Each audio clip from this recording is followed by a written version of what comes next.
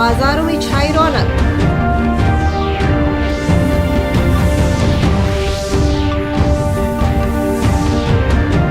और आजादी के अमृत महोत्सव में महेंद्र लाल सरकार का स्वतंत्रता आंदोलन में योगदान।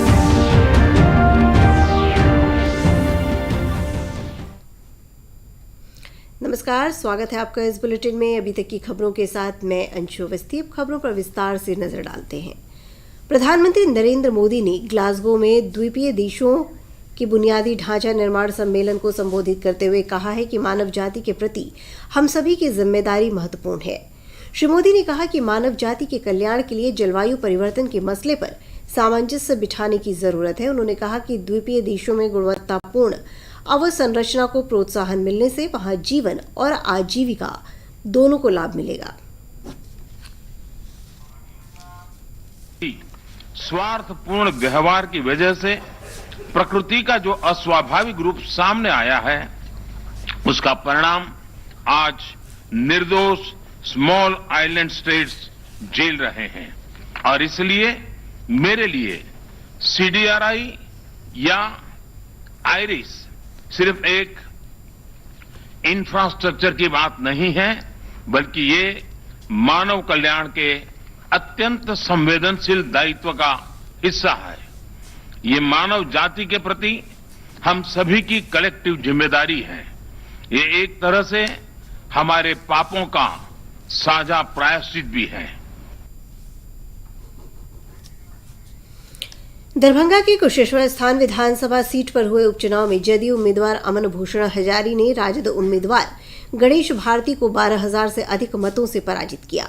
जदयू प्रत्याशी अमन भूषण हजारी को 59,887 मत मिले। वहीं राजद के गणेश भारती को 47,192 मतों से ही संतोष करना पड़ा। वहीं मुंगेर जिले की तारापुर विधानसभा सीट पर भी जदयू उम्मीदवार राजीव रंजन सिंह अपने निकटतम प्रतिद्वंदी से आगे चल रहे हैं। तारापुर में कुल 9 प्रत्याशी चुनाव मैदान में हैं। वहीं कुशेश्वर स्थान विधानसभा सीट से 8 प्रत्याशी अपना भाग्य आजमा रहे थे। काउंटिंग पूरा हो चुका है और वीवीपैट का काउंटिंग अभी चल रहा है। वीवीपैट का काउंटिंग होता है। 5 वीवीपैट जो ईवीएम में से जो 5 वीवीपैट का सेलेक्ट करके तो क्रॉस वेरिफिकेशन का प्रोसेस होता है वो, और मुझे लगता है कि कुछ देर चलेगा और औपचारिक घोषणा अभी कुछ देर में हो जाएगी। इस बुलेटिन का सीधा प्रसारण आप हमारे YouTube channel DD news Bihar पर देख सकते हैं। इसके अलावा ट्विटर और फेसबुक पेज पर भी ताज़ा तरीन समाचार और सूचनाएं उपलब्ध हैं। हमारे YouTube चैनल तक पहुंचने के लिए अपने मोबाइल से स्क्रीन पर दिखाए जा रहे QR कोड को स्कैन करें और डीडी बिहार से प्रसारित होने वाले समाचार देखें। उद्योग मंत्री शहनवाज हुसैन ने आज पटना में कहा कि मार्च 2022 तक राज्य में एक प्रतिष्ठित सॉफ्ट ड्रिंक कंपनी के प्लांट की शुरुआत हो जाएगी। उन्होंने कहा कि इस प्लांट के खुलने से बड़े पैमाने पर युवाओं को रोजगार मिलेगा। आइसक्रीम में, डेयरी के प्रोडक्ट में, इसमें भी इन्वेस्टमेंट करेंगे तो ये बिहार के लिए बहुत अच्छी खबर है। पहले ही मैंने असेंबली में कहा था कि कोई अगर 1000 करोड़ से ज़्यादा का इन्वेस्टमेंट करेगा तो हम उसका रेड कारपेट वेलकम करेंगे। तो पहले पेप्सी का प्लांट तो इन्होंने लगा दिया जो करीब फरवरी से मार्च में इनॉग्रेट भी हो जाएगा।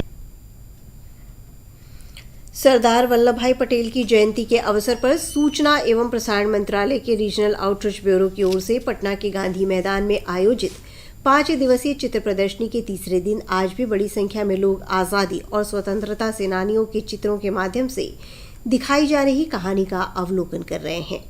इस अवसर पर आज दूरदर्शन केंद्र पटना के सहायक निदेशक समाचार अजय कुमार ने लौह पुरुष सरदार पटेल के भारत के एकीकरण और विकास में योगदान पर प्रकाश डाला। प्रदर्शनी में सरदार पटेल की जीवनी पर आधारित चित्रों के पैनल लगाए गए हैं। साथ ही केंद्र और राज्य सरकार के विभिन्न विभागों की ओर से स्टॉल लगाए गए हैं।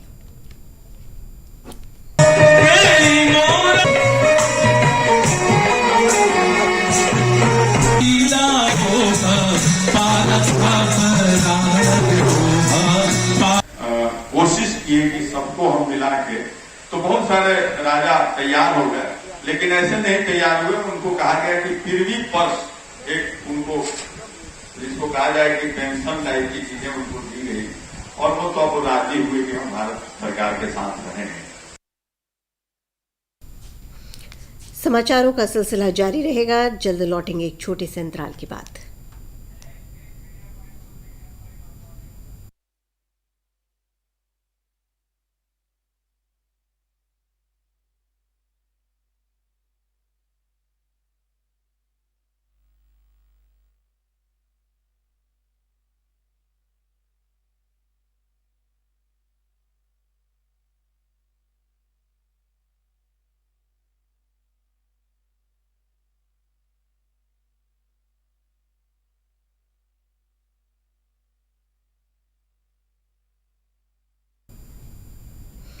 समाचारों में आपका फिर से स्वागत है।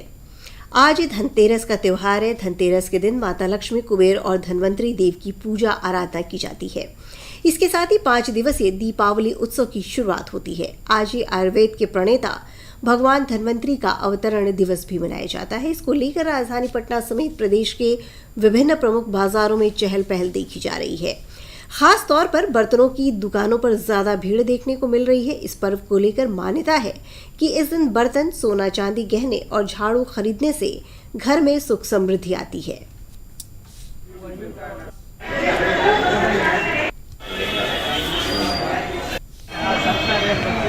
सारा डिस्काउंट है हम लोगों के पास, कैशबैक है और भी बहुत सारी चीज़ हैं। बम्पर ऑफर है, बाई एंड विन है।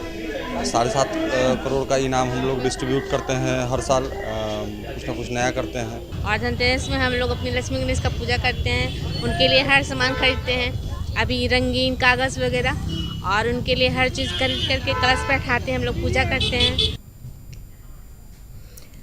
राज्यपाल फागू चौहान और मुख्यमंत्री नीतीश कुमार ने धनतेरस पर राज्यवासियों को शुभकामनाएं दी हैं। उन्होंने लोगों से शांतिपूर्ण तरीके से पर्व मनाने की अपील की है। दीपावली के दिन हर तरफ मोमबत्ती और रंग बिरंगी लाइटों की जगमगाहट देखने को मिलती है। ऐसे में उन कुंभकारों को उनकी मेहनत का उचित मूल्य नहीं मिल पाता है, जो साल भर से इस इंतजार में रहते हैं कि दीपावली आएगी तो उन्हें दिए और मिट्टी के बर्तनों को बेचकर अच्छी खासी इनकम होगी। पेश है एक रिपोर्ट। गांव में करीब 100 कुम्हारों का परिवार रहता है। सालों भर ये लोग मूर्ति बनाने से लेकर मिट्टी के बर्तन बनाने का काम करते हैं, लेकिन पिछले कई सालों से चाइनीज रंगीन बल्बों के चक्कर में इनकी आय कम होती जा रही थी। हम लोग के कुछ कर नहीं सकते हैं, यही काम है। ये है कंपटीशन, बाजार है नहीं, महंगाई कितना कुछ हो जाता है, हम लोग के वही रेट में मिलता है सस्ते। बोलते हैं आदमी कि इतना महंगाई हो गया, कि कहाँ कुछ महंगाई है, हर सामान बाजार में महंगाई बिकता है, मगर मट्टी बर्तन इतना मेहनत है कैसे सस्ते हैं। जितना हम लोग से हो सकता है उतना हम लोग करते हैं, पर जितना बिकना चाहिए दिया, और चाहे जो भी बर्तन हो उतना बिक नहीं पाता है। इन लोगों का कहना है कि कोरोना काल में प्रधानमंत्री नरेंद्र मोदी की तरफ से की गई लोकल फॉर वोकल का असर होता दिख रहा है। अब लोगों में जागरूकता बढ़ी है और मिट्टी के दियों को महत्व देना शुरू कर दिया है। उन्हें उम्मीद है कि धनतेरस से लेकर दिवाली तक लोग दियों की जमकर खरीदारी करेंगे। इससे उनके घर भी त्योहार की खुशियां भर जाएंगी। जिससे किसी के अंडर में नहीं काम करना पड़ता है, वो अपना मनमौजी काम होगा, जब मर्जी काम किया, जब मर्जी अपना काम करके चला दीजिए। और जिसे दूसरे के यहाँ काम करेंगे तो उसके अंडर में होना काम करना पड़ेगा। जैसे अब तो टाइम पर छोड़ेगा, कभी भी किसी के अंडर में काम करेंगे, या तो फिर 9 बजे घुसेंगे तो 9 बजे बाद में वैसे कंपनी तब का काम हो जाएगा। ये अपना काम है, जैसा अभी जो मन हुआ कि चले बाजार नहीं घूमे तो बाजार चल गए। दीपावली पर पूजा के लिए लक्ष्मी गणेश और कुबेर की मूर्तियां भी बनाई जा रही हैं। मिट्टी के दियों के साथ ही इस बार बाजार में गाय के गोबर से निर्मित मूर्तियां और दिए भी लोगों की पसंद बन रहे हैं। यह दिए और मूर्तियां इको फ्रेंडली हैं, इनसे पर्यावरण को नुकसान नहीं होता है। नवादा से अशोक प्रियदर्शी के साथ ब्यूरो रिपोर्ट, दूरदर्शन समाचार, पटना। आगे बढ़ते हैं। उप मुख्यमंत्री तारकिशोर प्रसाद और सांसद दुलाल चंद्र गोस्वामी ने संयुक्त रूप से आज कटिहार जिले के करीब 1 दर्जन से अधिक छठ घाटों का निरीक्षण किया।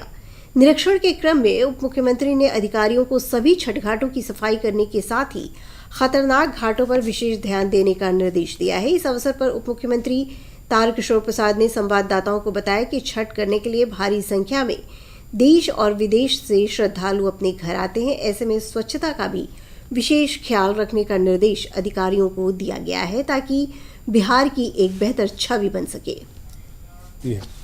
इन सारी चीज़ों का आकलन हम सब कर रहे हैं, जिससे कि छठ के इस महापर्व के अवसर पर अपने जो छठ व्रती हैं उन्हें किसी प्रकार की परेशानी नहीं हो। कटिहार के सभी छठ घाटों का निरीक्षण करने के लिए हम लोग निकले हैं और हम लोग का ये प्रयास है कि लास्ट सप्ताह जो बारिश हुई उसके चलते पानी का जल स्तर बढ़ा है, तो वैसे घाटों को चिन्हित करना जो खतरनाक हो गया है, तो उन घाटों से छठ करने से बचना है। और जितना सुविधा हम लोग छठ के लिए, छठ व्रतियों के लिए विभिन्न घाटों में दे सकते हैं, इसकी पूरी तैयारी, इसीलिए प्रशासन की पूरी टीम के साथ डिप्टी सीएम साहब आए हैं।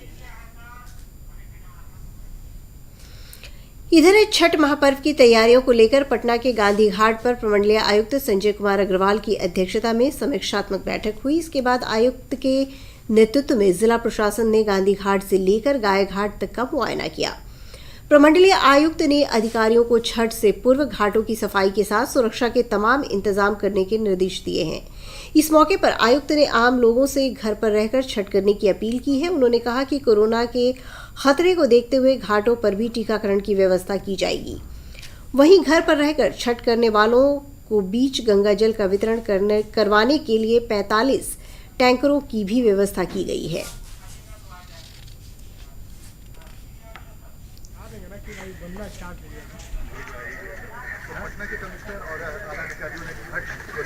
गंगा का जलस्तर काफ़ी ज़्यादा है, अभी भी वर्तमान में भी काफ़ी ज़्यादा है, लेकिन उम्मीद है कि अगले 2-3 दिनों में यह ठीक स्तर तक आ जाएगा और उसके बाद और तैयारियों में तेज़ी आएगी, क्योंकि बैरिकेडिंग का काम थोड़ा सा अभी डिले हो रहा है गंगा के जलस्तर। और अब 3 मिनट में 10 खबरें देखते हैं।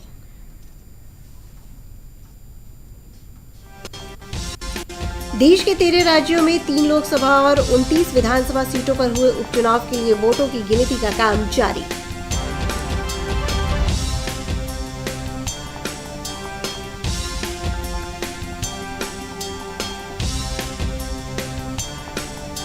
देश भर में धनतेरस की धूम, बाजारों में खरीदारी करने के लिए लोगों की उमड़ी भीड़। कोरोना के चलते 2 साल बाद दिवाली पर बाजारों में छाई रौनक।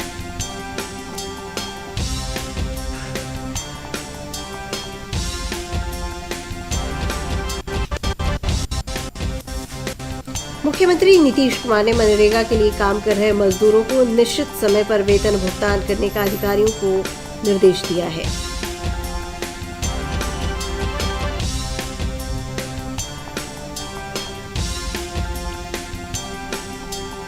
मुंगेर के सोझी घाट पर गंगा प्रदर्शनी का आयोजन किया गया। इसमें आम लोगों से गंगा को स्वच्छ रखने और स्वच्छता पर ध्यान देने की अपील की गई।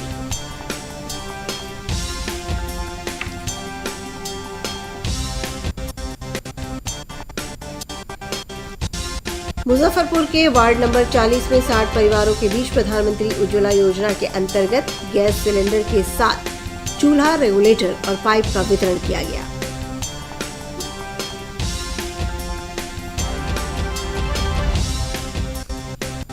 दरभंगा के आयुर्वेदिक चिकित्सालय में 2 दिवसीय आजादी के अमृत महोत्सव का आयोजन किया गया। इसमें औषधीय बूटियों की प्रदर्शनी लगाई गई।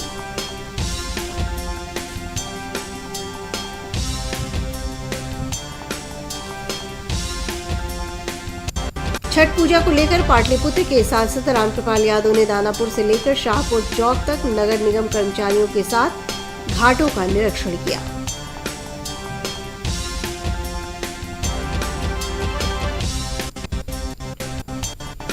औरंगाबाद में मुखिया प्रत्याशी के अपहरण करने के मामले में पुलिस ने 5 अपहरणकर्ताओं को गिरफ्तार कर लिया है।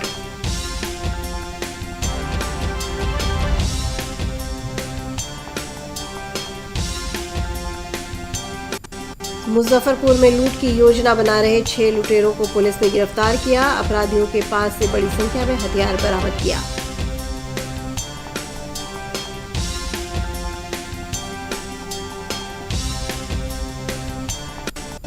खगड़िया के मानसी थाना में एक कार्यरत फर्जी दरोगा गिरफ्तार। मामले में थाना प्रभारी पर होगी कार्रवाई।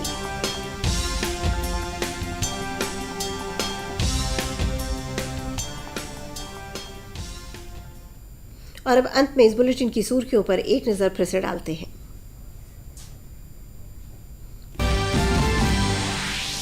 प्रधानमंत्री नरेंद्र मोदी ने कहा, मानव जाति के लिए जलवायु परिवर्तन पर सामंजस्य बिठाने की जरूरत।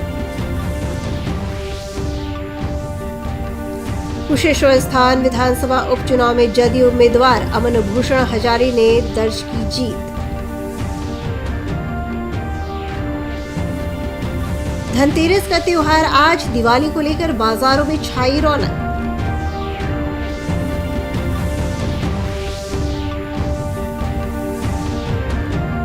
और आजादी के अमृत महोत्सव में महेंद्र लाल सरकार का स्वतंत्रता आंदोलन में योगदान।